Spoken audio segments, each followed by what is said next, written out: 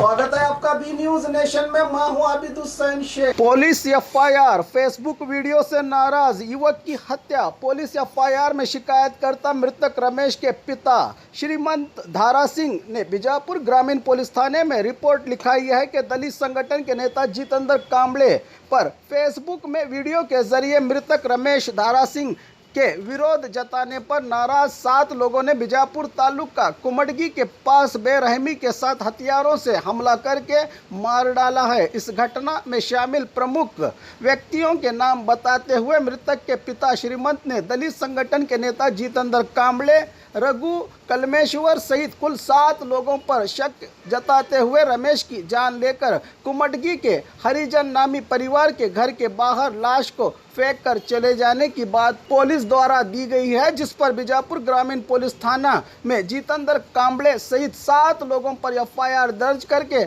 हत्या की गुत्थी को सुलझाने में जुटी है पुलिस।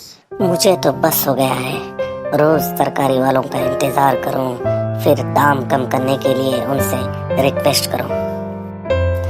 अरे दीदी, अब बिगोज है ना, वो भी बेस्ट क्वालिटी के साथ, अच्छे डिस्काउंट के साथ 30 मिनट में आपके घर तक। सच में? जी हाँ। क्या नाम बताया आपका? बिगोज। अभी डाउनलोड करो और घर बैठे जो चाहे वो मंगाओ।